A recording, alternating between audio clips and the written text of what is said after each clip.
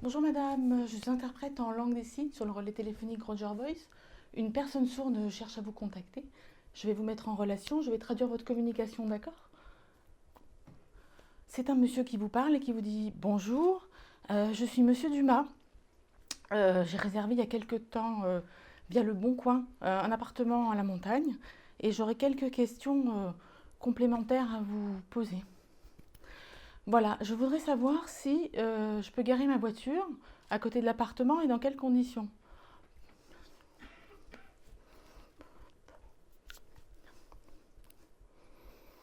Ah bah dans ce cas-là, je prendrais bien la place en parking, c'est possible? Ah d'accord, très bien, etc., etc. Je viens de vous montrer mon quotidien. Je suis interprète en langue des signes, français, langue des signes française. Je suis interprète depuis 13 ans et je suis visio-interprète depuis 2 ans. C'est pas un métier qu'on choisit par hasard. Comment je suis arrivée là? En fait, au départ, grande école de commerce, diplômée de l'ESCP, j'ai fait une carrière dans la finance, tout ce qu'il y a de plus classique. Du conseil, du contrôle de gestion, une direction financière, dans des grosses multinationales, des équipes à l'international, des responsabilités. Enfin bref, la vie de la femme businesswoman classique. Pendant 18 ans quand même, hein, avec des petits tailleurs, des petites jupes, tout ça, dans les avions, dans les réunions, bref. 18 ans. Et puis un jour, une rencontre choc. Un petit sourd, très très très très mignon, déboule dans ma vie. Je vous raconterai pas le détail, c'est ma vie privée. Et à cause de lui, ou grâce à lui, je sais pas, j'ai eu envie d'apprendre la langue des signes. Dès le premier cours, ça a été un coup de foudre intégral pour cette langue et pour l'univers qu'elle ouvrait. Des gens, une culture, une histoire, une façon de voir le monde quand on ne l'entend pas.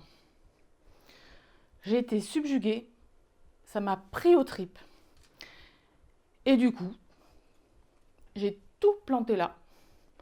J'ai repris mes études, je suis rentrée en Master 2 d'interprétation français langue des signes française et je suis devenue interprète en langue des signes. Alors évidemment, quand j'ai fait ce changement professionnel tellement drastique, mes amis et ma famille se sont offusqués en disant mais non mais ça va pas la tête, t'abandonnes une carrière en finance qui était super bien partie, très prestigieuse, tout ça pour faire quoi? Pour aller dans des banlieues souvent improbables, traduire des cours de compta, des cours de mécanique, des cours de cariste, des rendez-vous à l'hôpital, des rendez-vous chez le notaire, des rendez-vous à Cap Emploi, des formations en tout genre et des réunions d'informaticiens, tout ça pour des sourds. Eh bien oui. Pourquoi? Parce qu'en fait, alors moi aussi je me suis posé cette question, au moment où je me suis dit, c'est bizarre ça, effectivement, pourquoi j'ai fait ce virage comme ça, là, si important. Et je me suis interrogée et je me suis rendu compte qu'en fait, déjà quand j'étais à l'ESCP, donc jeune fille, j'avais choisi ces études un peu par hasard, mais la seule chose qui m'intéressait vraiment dans la vie, c'était parler des langues étrangères, parce que je trouve que c'est très doux au cerveau, la manipulation de langues étrangères, voyager de par le monde, faire le tour de la planète, rencontrer des gens différents, des cultures différentes, rencontrer les autres, écouter leurs histoires, et ça me plaisait beaucoup. Alors c'est vrai que maintenant, et puis j'avais aussi envie quelque part d'avoir un job qui a du sens. Et donc c'est vrai que maintenant, avec la langue des signes et l'interprétation pour les personnes sourdes, l'objectif est complètement atteint. Mon quotidien, en fait, c'est une espèce de voyage permanent dans un pays inconnu, le pays des sourds. Il est tout autour de nous, il est dans la société, on ne le voit pas. Les personnes sourdes, on ne les voit pas non plus, elles sont complètement invisibles. Et j'ai dans mes mains une langue complètement géniale, magnifique, sublime, avec laquelle je vis tous les jours. Donc en gros, je me lève le matin, je prends le métro, je suis dans le monde normal, et puis après je rentre dans ma quatrième dimension, à passer ma journée de travail dans ce monde où chaque langue porte sa culture, ses individus, son histoire. Et c'est vrai que les personnes sourdes que je rencontre depuis maintenant une vingtaine d'années, sont extrêmement riches à découvrir parce qu'en fait, elles n'entendent pas. Elles découvrent le monde par leurs yeux en général et puis par d'autres moyens. C'est par exemple des très grands décrypteurs de non-verbal. C'est des personnes qui vivent dans une grande adversité parce que la société n'est pas très favorable à l'accueil de la différence et du handicap. Et c'est des personnes qui sont très très riches à découvrir. Donc mon quotidien, moi, c'est ça, c'est cette espèce de voyage quotidien dans un pays différent. Mais c'est aussi cet engagement professionnel que j'ai pris maintenant depuis plusieurs années, transforme le quotidien d'autres personnes, de centaines d'autres personnes. Et à ce titre, après avoir fait 13 années d'interprétation en langue des signes sur le terrain, à me déplacer là où les sourds avaient besoin qu'on leur rende la vie accessible, depuis 2 ans, j'ai rejoint une petite start-up qui s'appelle Roger Voice, qui a été créée par un entrepreneur qui est lui-même sourd et dont la mission est de rendre le téléphone accessible aux sourds et malentendants. Et ça, c'est une mission extrêmement excitante et très belle. Alors, parmi les personnes sourdes et malentendantes, on estime qu'il y a 6 millions de sourds et malentendants en France. Pour la grande majorité, c'est des personnes comme vous et moi qui, en vieillissant, perdent l'audition. Et sur ces 6 millions de malentendants, il y en a à peu près 500 000 qui n'entendent rien du tout, même avec des appareils auditifs.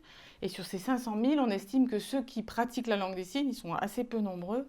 Ils ne sont pas très bien recensés, mais on estime qu'ils sont entre 65 000 et 120 000. Donc le téléphone est rendu accessible comment? Pour les personnes qui n'entendent vraiment rien, même avec des appareils. Pour ceux qui ne connaissent pas la langue des signes, eh bien, les propos de leur interlocuteur sont retranscrits en direct sur leur smartphone. C'est comme s'ils avaient un sous-titrage instantané de la réponse de leur interlocuteur entendant. Et pour la partie qui me concerne, via la webcam d'un smartphone, parce que Roger Voice est une application qu'on télécharge très facilement sur les stores, la personne sourde se met en contact avec un interprète qui lui ensuite se met en contact avec une personne entendante et va traduire la communication comme ce que je vous ai montré tout à l'heure. Les interprètes de l'équipe sont tous diplômés d'un Master 2 et traduisent les conversations dans une déontologie extrêmement stricte. L'interprète est totalement neutre, donc il ne donnera jamais son avis dans une conversation. L'interprète est totalement fidèle, c'est-à-dire qu'on traduit tout, même quand les gens s'insultent, s'envoient des noms d'oiseaux ou se disent des petits mots d'amour, ce qui n'est pas toujours très facile à traduire. Et l'interprète suit un secret professionnel extrêmement fort, c'est-à-dire pour que les personnes sourdes aient confiance dans notre travail, on est obligé de leur garantir que toutes les conversations qu'on va traduire sont absolument secrètes et confidentielles.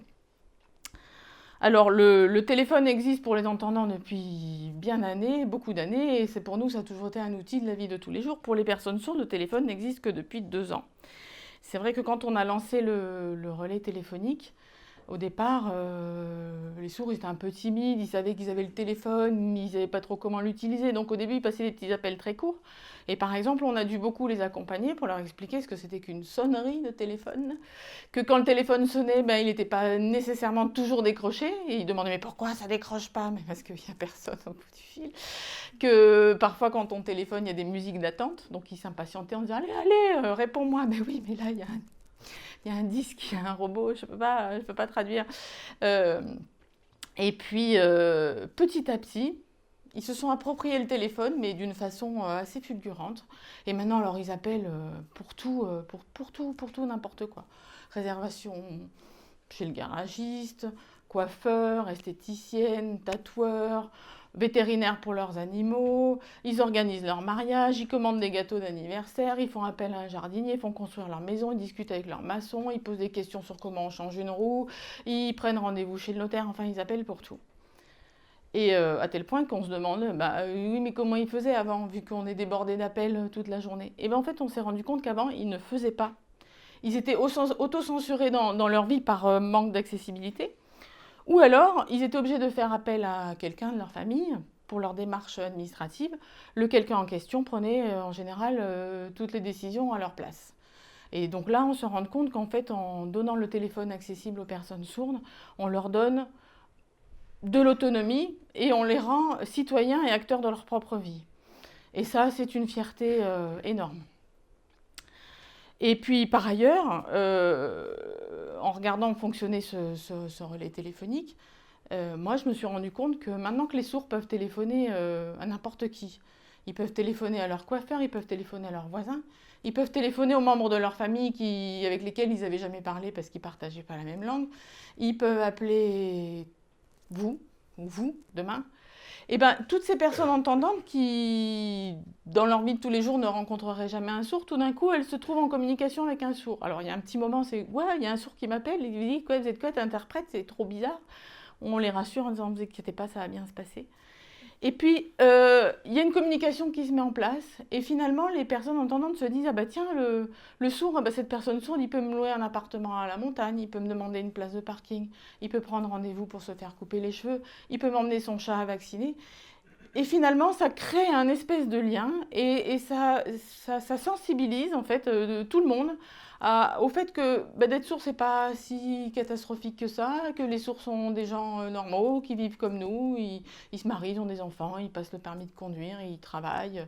Et ça permet déjà d'éliminer pas mal des énormes préjugés qu'on a sur les personnes sourdes. Et ça aussi, c'est un effet secondaire auquel on ne s'attendait pas et qui est vachement chouette. J'ai oublié de dire qu'en fait, chez Roger Voice, j'encadre l'équipe des interprètes en langue des signes, donc maintenant on a à peu près 60 personnes.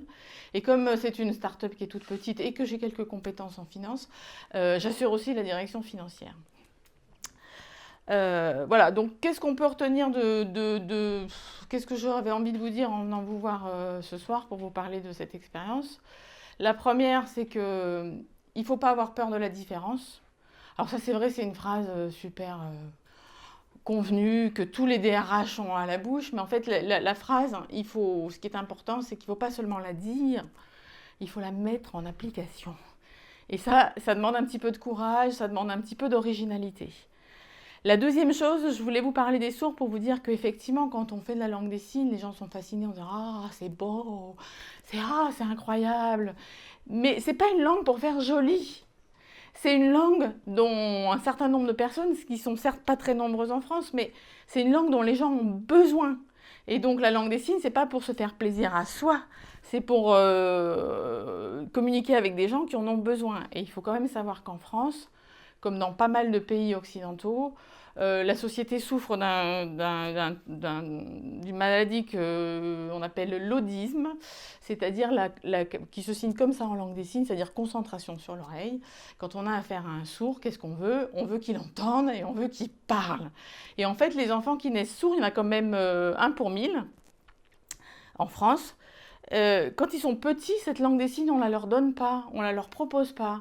Tout ce qu'on leur propose, c'est des appareils auditifs et des cours d'orthophonie pour en fait rentrer dans une norme qui est limite inatteignable pour eux.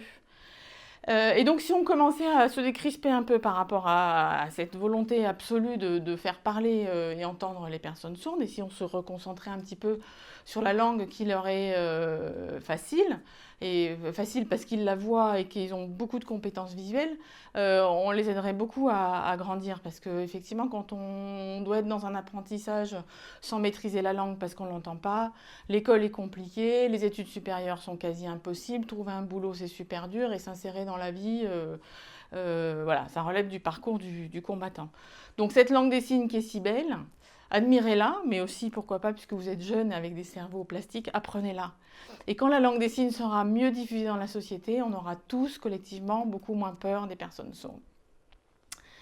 Et puis après, ce que j'ai envie de vous dire aussi, c'est que quand on a la chance d'être né au bon endroit et au bon moment, sur des rails assez sympas, qu'on se retrouve dans une école de commerce ou dans une école d'ingénieurs assez favorisée, qu'on a du talent, de la chance, et bien peut-être pour donner du sens à sa vie ou à son travail, ce talent et cette chance, peut-être ne pas les garder que pour soi et n'en profiter que pour soi-même, mais les partager avec d'autres qui n'ont pas autant de talent, autant de chance, qui ne sont pas forcément nés dans les meilleures conditions.